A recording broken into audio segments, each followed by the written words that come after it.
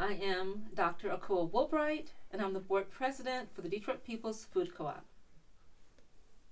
My name is Malik Yakini, and I'm a board representative appointed by the DPCFSN board to the board of the Detroit People's Food Co-op. So the Ujamaa Buying Club, Ujamaa Co-op Buying Club, was always intended to be a precursor to the brick and mortar food co-op that we envisioned. At the time we started the Buying Club, which was 2009, there was no name for Detroit People's Food Co-op.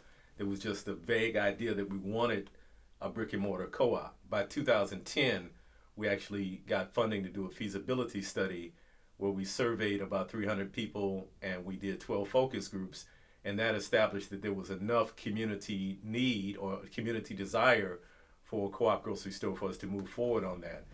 And then the Buying Club operated from 2009 until 2016, and as you said, we discontinued it because of a problem with the distributor. But the idea all the time was that the Buying Club would morph into this brick and mortar co-op. I'm not sure how much that happened. I'm not sure how many of the 200 or so members of the Buying Club are now members of the Detroit People's Food Co-op. I'm not sure. But the idea always was to move from the Buying Club to the brick and mortar. I'm focused more on that there was a vision that was advanced. There was a step-by-step plan put in place to achieve the vision, and we've made tremendous progress on that. We're not at the finish line yet. We're almost at the finish line of starting construction on the building, but in a sense, that's only the starting line for actually operating the co-op. So, I feel good that we've gotten as far as we have, but we have a tremendous amount of work ahead of us. I'm also cautious because even though we're starting construction very soon, there's still this ongoing tension between having a co-op that is intentionally for the black community and serving the people who live in that neighborhood and Detroit more generally, and then the hundreds of well-meaning white people who want to be part of it, and how we balance that to make sure that we maintain this black self-determination aspect. And so even after the co-op opens, that work has to be ongoing, the work of organizing in the black community, trying to get black people to see the importance of supporting co-ops in general and this co-op in particular. So we anticipate that D-Town Farm will be one of the suppliers of the Detroit People's Food Co-op, but truthfully, we have to set out what the criteria are for buying from local farms. What are the safety standards? What are the standards in terms of harvesting, temperature, humidity, and all those, so that we can ensure that the food that we sell in the co-op is safe. So we haven't done that yet, and we're still several months out from the co-op opening in summer 2023. So we have time to work that out, but we anticipate that several local growers will take advantage of the opportunity of selling to Detroit People's Food Co-op. One of the things that makes this project complex is that there's these different aspects. And so you have DBCFSN, which is the nonprofit organization that initiated the Detroit People's Food Co-op and initiated this idea that we want a building to house the co-op.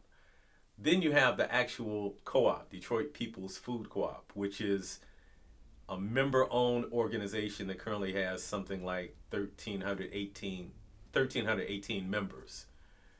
Member owners, in fact, we call them.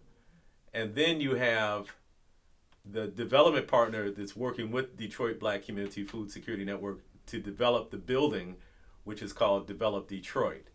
And so they're also helping with some of the funding. They're leading the project management aspect of it. They're serving as the guarantor for some of the debt funding on the project. And so I think those are the three main components. Oh, and then the Detroit Food Commons is the name of the building itself that's being built that will house the Detroit People's Food Co-op and some other functions on the second floor. And so the Detroit Food Commons will be owned by a joint venture that is being created by Detroit Black Community Food Security Network and Develop Detroit. The Detroit People's Food Co-op will be the primary tenant inside that building. So DBCFSN on the second floor will have three different functions. We'll have office space that will be occupied by the Detroit Black Community Food Security Network. We'll have 4 shared use kitchens, 2 larger kitchens and 2 smaller kitchens. One of the larger kitchens is equipped with baking equipment. One of the smaller kitchens is equipped with dehydration equipment. And then we have about a 3,000 square foot community meeting space / banquet hall also on the second floor. So DBCFSN, in addition to being co-owner of the building, will sign what's called a master lease to operate all of those functions on the second floor. The Detroit Food Commons still has a funding gap. Develop Detroit has agreed to step in and guarantee that gap in the short run, but while we're starting construction, we still have about $1.3 million to raise. And so I would just put an appeal out for those who want to support the Detroit Food Commons, particularly to philanthropists who are able to, donate large sums of money, that we would appreciate that.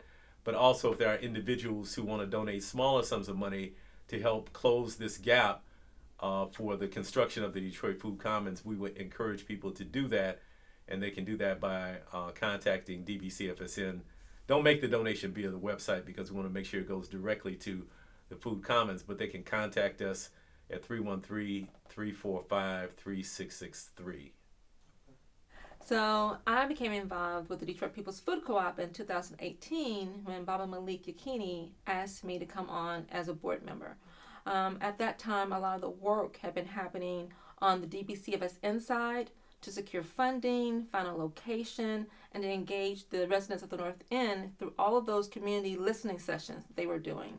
And the co-op board really hadn't been meeting in a while, and he wanted me to come on as an interim board member to help bring some focus and some energy to the work that we were doing. My, first impression of the Detroit People's Food Co-op was really that of awe. Like, I was really struck by the fact that an organization like the Detroit Black Community Food Security Network would think it's possible to open a grocery store. That's huge, right? That's a bold move. I come from a grocery background. I know what it takes to open a grocery store. I've opened grocery stores around the country. So for a Black organization in Detroit to think it's possible was very inspiring to me. So that gave me a lot of energy, and I wanted us to really focus on some of the foundational work that we could do to create the structure and the infrastructure, if you will, to give us the foundation to open successfully. And so we started having regular board meetings again, and one of the first things we wanted to do was to reach back to those early adopters, those owners who had felt the passion and the faith to follow us early on. And we had a fall festival in the fall of 2018. It was an opportunity for members to know that we're still here and we're still doing the work. So we had an outdoor festival with hay bales and food samples, and we even had a table so people could see what the future grocery store items might look like. Indoors, we had more food and live music. We also had an opportunity to take care of some business. We revised our bylaws at that fall festival. We also worked with the consultant to really understand where we were in the stage of cooperative development and what the next steps would be for us to really start to prepare to bring a co-op to Detroit. And so what I want people to hear in that is that DBCFSN and the Detroit People's Food Co-op really took this approach of staying really deeply rooted in the community, following our mission and our values, making sure that we're a Black co-op for Black people, but at the same time, working with consultants and handling the business of the co-op, because this is a business and we want to open and stay open. So that was the thinking that I saw early on. We knew that we needed to have some things in place, small things, right? Malik often talks about how there's so much work that goes into a cooperative, and I know that there's been questions about how we feel and the enthusiasm that we may feel about bringing a co-op to Detroit, but I think right now we're in the thick of it. We're still working, and that's why I want people to remember it is a marathon. It's a journey, and it's work. And so some of the work looks mundane, but it builds towards this professionalism, and it builds towards that structure that I was mentioning before. So things like having an office space. We now have an office space inside the offices of DBCFSN, having our own phone line, our own email address, a website, a newsletter. And in 2019, we had our first elections and annual meeting, and we then had a fully seated board. So that's what some of the work looks like. And I want the members who are listening to know that they may not always see us visibly out in the community, but if they come to our board meetings or our committee meetings, they will see that robust work is happening every day. And that's what I'm most proud of. When I think about the different stages of the work that the Detroit People's Food Co-op has been doing, I see 2019 as our infrastructure building year. That's when we did the website. We had our newsletter, the office hours, the phone number, all of those things that gave us that professionalism. And we ended the year with a large membership campaign. And we entered 2020 with the expectation that we would follow that same format.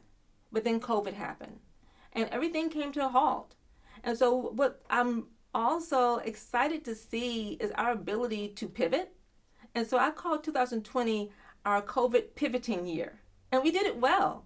And so instead of focusing on membership outreach, we started focusing more on our financial policies and procedures, really doing a deep scrub of our budget and accounting, making sure that our taxes and everything was set up to be in order. And so that work really happened on the finance committee. And so that's the way that this board and these leaders are able to really pivot and respond to the time at hand. Now, when we think about membership in 2020, we know that when we ended 2019, we had a couple hundred members. Let me go back. When we started 2019, we had a couple hundred members. Through all of that infrastructure building that I described and the membership work that we did in 2019, we ended 2019 with close to 500 members. But we were still far from our goal of 1,200 member owners. And so when COVID happened in 2020, we couldn't really do our same level of engagement around membership outreach and recruitment, and we didn't know what that would look like. We wanted to keep our members engaged, so we started having some virtual parties. We also had some drive-by events so people could come and see their future site and still have that energy. And we wanted to have that presence on the land so that, energetically, we could start claiming that space, owning that space, and allowing the residents to see that something is happening there. But as far as recruiting new members in 2020, it really came to a halt until we had the tragic murder of George Floyd and Breonna Taylor. And the world just responded in a way that brought attention to Black people and Black-led organizations. And very unexpectedly to us, our membership shot up and we got to 1,000 and then we got to that goal of 1,200 because people wanted to find organizations that they could trust, organizations that were deeply rooted in Black community, fighting for Black justice and Black sovereignty. And so Detroit People's Food Co-op benefited from that and increased in members almost overnight. But you see, that's why all of that infrastructure work that we did in 2019 was so important. We were ready to accept those members because we had a website where they can go and learn about us and feel like, yes, this is a reputable and professional organization, and I can make my donation or I can get my membership right online. So I just really encourage other organizations to understand the importance of infrastructure building so that when things that are unexpected happen, in this case it was a positive thing in terms of our membership boost, that you'll be ready for that. And so we're happy to say that now in 2021, we're approaching 1,400 members. So we're in a very great place. We reached our goal, and then we've set a new goal of 2,000 members. So I encourage people to think about joining the Detroit People's Food Co-op. We want to reach that goal of 2,000 members for two reasons. One, when you learn about successful co-ops, the conventional wisdom is that co-ops that open with 1,000 to 2,000 members are more sustainable because that's your shopper base. The community has to buy into the co-op. The community has to believe in it and support it. And so we want your support. We need your support. And we need you on committees helping to actually do the work of building the co-op. The co-op is not just the business, it's also the people. And so we need your engagement and we need your support. The other reason we want to get to that number of 2,000 member owners is because We know that when we look at funders, they want to see that you have a strong cooperative base and strong support from the community. So all of these things really work together to make us successful on the funding side, but on the day-to-day committee work side. So we need you. So please consider joining the Detroit People's Food Co-op. And you can do that on our website, which is DetroitPeoplesFoodCoop.com. And you can also get more information by emailing us at info@DetroitPeoplesFoodCoop.com. So for member owners who are looking to get involved, I like to remind people that their membership gives them one share and one vote in a cooperative.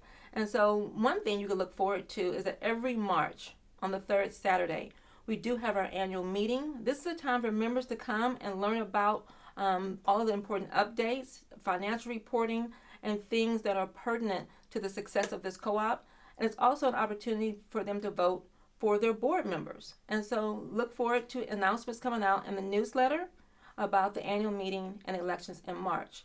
Another way for people to keep involved and informed about what's happening with the co-op is to read the monthly newsletter. It comes out around the first of every month. If you're not getting that newsletter, please email us at info@DetroitPeoplesFoodCoop.com and let us know, because that's like your monthly business report filled with all types of important updates and opportunities for you to volunteer.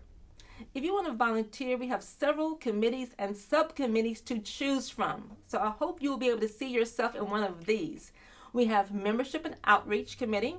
So if you like to think about events and activities to engage our current members or to recruit new members, please consider joining the Membership and Outreach Committee. They meet virtually, and you can always find out all of these meeting dates for the various committees and subcommittees by emailing us or going to our website. We also have the Finance Committee. On that committee, we're looking for more specialized expertise in the area of accounting and business. So if you have that background, we would love for you to join that working committee. We also have the Operations Committee. That's the committee that's really doing the work for 2021, going into 2022, because that's the committee that's focused on how do you open the doors. They are hiring the general manager. They're deciding which cash register system we're going to use. They're going to figure out how we do online sales, or if we do. They're the ones who are going to decide store culture and product mix and quality standards. So if you have a background in retail business, we would like for you to join the Operations Committee. We have a Marketing and Communications Subcommittee. So if you have any experience in public relations, marketing, media, social media, we would love for you to join that committee. It's newly forming, and we need engaged professional people who understand how to lead that work, because we don't know it all, and we need that professional help to make sure we're doing those operations and activities in the best way. And finally, our brand new committee. We have a fundraising and capital campaign committee. So if you have a background in grant writing, fundraising, capital campaigns, we need your help there. And of course, we have our monthly general membership meetings every second Tuesday of the month. And again, for all of the exact times, exact dates, in case I misspoke anywhere, please email us at info@DetroitPeoplesFoodCoop.com for information about the committees and how you can get an invite to our virtual Zoom meetings. We often hear conversations about the need to strike the balance between being an intentionally Black-led organization and still being open and accessible to Greater Detroit and the state of Michigan. And so what I like to say about that when I'm trying to help myself, understand it and find that balance is that on one hand, we do have to follow Michigan law and be open and accessible to the residents of this state. We also know that in order for us to open these stores and keep them open, we need everyone to shop at the co-op. We need dollars going through those registers every single day. And there was some intentionality about where the co-op is placed. We're on Woodward Avenue, right as people are leaving the city every day to head back to their homes in the suburbs. And we hope that they will stop off and shop at our grocery store. and get their dinner from the prepared foods department and pick up their bakery items for their dinner party, pick up their wine and their beer for their backyard barbecue. We need those dollars in our co-op because we know that we want to stay open so we can serve the people of Detroit, and particularly Black people and the residents of the North End. And so it is that balance between what do you need to stay open, what do you need to have a thriving, successful business, because my goal is that my son, who's now 17, comes back to this co-op with his family one day and is still able to shop there, and that the co-op is still growing stronger and stronger year after year. So that's the ultimate goal. That being said, what I also like to do is go back to our values and our mission statement and use that as my touchstone. Understanding why this co-op was envisioned in the first place.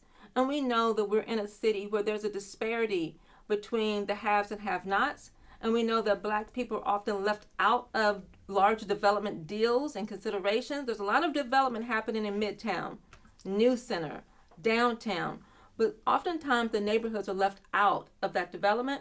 And when development does start to encroach into our neighborhoods, we're not the ones at the forefront of those development deals, and we're not benefiting or profiting from it.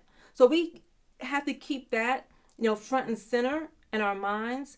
And so how do we make sure that as we open, we're still able to serve Black people, and particularly the residents of the North End and of Detroit? I think we have to keep listening. We have to make sure we're still having those conversations. We're going back to the community, asking them what they would like to see us do, how they think that we should be, approaching some of our work. We want there to be this collaboration and this cooperation with the community because we ultimately are there to serve the residents of Detroit. So I think having an understanding about how do you stay profitable while also staying really deeply embedded in your mission and your values is the balance that we have always strived to keep. And I think that we will do that as long as we have Black leadership at the board level and at the committee level. And that's one thing that we've been very intentional about. While we're open for all member owners as a co-op for anyone who wishes to join, we've been very careful to make sure that the expectation that this remains a Black-led organization is communicated throughout the process. And so when you look at our board, it's a Black-ran and Black-led board. When you look at our committees and our subcommittees, while everyone is welcome to participate, and they do, we still have very visible and very strong Black leadership. And one of the things that some of our white member owners have done to try to continue that conversation and to make sure that they are always strong allies is they have created an anti-racism working group, and they meet on a regular basis. They read books about Black lives and white supremacy and racism and white privilege, and they have discussions about that, and they are holding themselves accountable to check themselves and to make those adjustments and to call out things that they think are not in alignment with our greater mission and goals. And they're very transparent in how they meet and what they discuss. We get a report every month from that working group, letting the board know what the discussions were like so that we can lend support and guidance if it's ever appropriate. And so I'm very excited to see that we do have active membership from different types of groups, and that the conversation has been so clear that we have a working group that's helping to foster the intention that we have a Black-led organization that is ultimately responsible to the people of the North End and other Black residents throughout the city of Detroit. All power to the people. I am purchasing some stock in Detroit People's Food Co-op today. I'm very, very proud of the idea that Detroiters are starting from the ground up our own food co-op. That's Black power. That's what the Black Panthers was talking about all the way back in the day. All power to the people. So thank you so much. Congratulations. Happy anniversary. And I can't wait to see the store. Detroit People's Food Co-op right here. We will continue to build.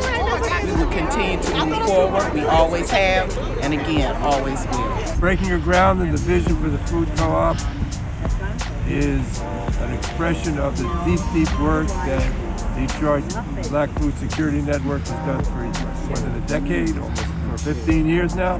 And this is going to bring the whole urban farming movement to a new level in Detroit and show why Detroit matters to the rest of the country and the world. Thank you, everybody. DPF. Thank you. I just want to say congratulations to Detroit People's Food Co-op for 15 years working in the community. It's very inspiring to see what they've been able to do and what they've been able to accomplish and what it means for communities around the nation. So I'm very thankful for what it is that they've been able to accomplish and look forward to more years to come from this project. I'm Erin, this is Saluna. I wish she could be a member, but she's not 18 yet. I'm so excited about the Detroit People's Food Co-op because it's cooperative and because it's something that we can do together to have an impact on the grocery store availability that we have in the city. And I love the idea of connecting with other local folks to bring the things here that we need. And so many friends and family members that are also members. Just so excited that 15 years ago there was a seed planted on this, and that it's come to fruition. And we're here, and we're continuing to get the work done. So peace. So I think everyone who knows me well knows that I love food. I love food, and I love being in a grocery space. I have worked in the grocery retail industry for the past 12 years. In different capacities.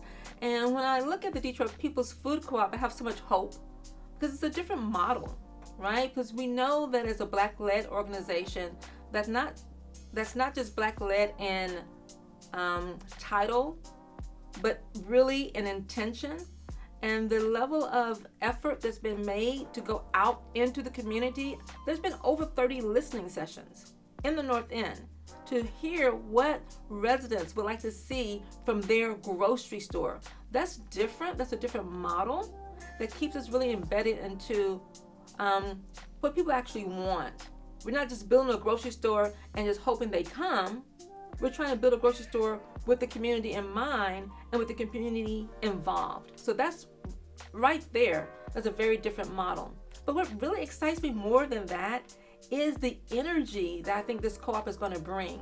When I'm in those operations committee meetings and we're talking about what the prepared foods menu is going to look like, and we're trying to figure out how do we make sure that we have food for the vegans and the dreadheads? How do we have food that's going to speak to the gluten-free community? What about the people who want, kosher or halal? What about, making sure they have food that's going to be soulful and feeling that comforting food?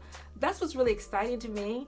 When we can have the opportunity at this level to go into our community and find chefs and caterers right here in Detroit that can help us build out that food set.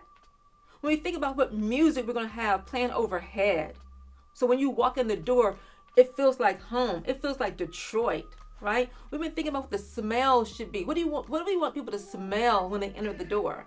We're planning to have ambassadors at the door greeting people, almost like cheerleaders, like, come on in, like, this is for you. You're home. You are home. And we want people to walk the aisles with customers, actually building that marketplace feel. I lived in West Africa for a while, and one of the things I miss about Africa is the feeling you get when you're in the marketplace. It's just, you can feel it. You can feel it inside your body. It's almost like a drum beat, right? All the sounds. You hear the kids screaming, rice water. It's that energy, right? How do we bring some of that into the co-op? And so I have been talking about having ambassadors at the door that can walk the aisles with people and have that conversation about, oh, what are you having for dinner tonight? Why are you buying that pasta? What are you going to put that? Have you tried this? Not to sell, but to inspire and to create that connection and that community. So I think that is what's going to separate the Detroit People's Food Co-op. I want it to be that third place. That place that's just like home and work. You go there sometimes just to reset. You may not even need to really buy anything, but if you're having a low day or a down day, then you may be able to walk in and see Sister Erin. You may be able to walk in, you find Baba Malik. You see your friends there.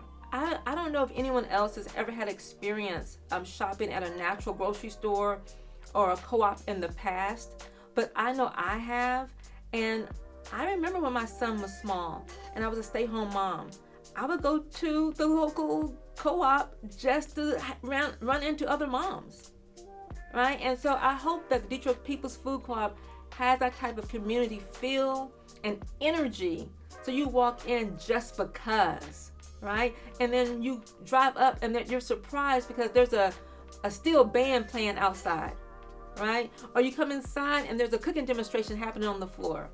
It should be marketplace. It should be a feeling that makes you know that you are home. Sign me up. Yes, done today. That's perfect.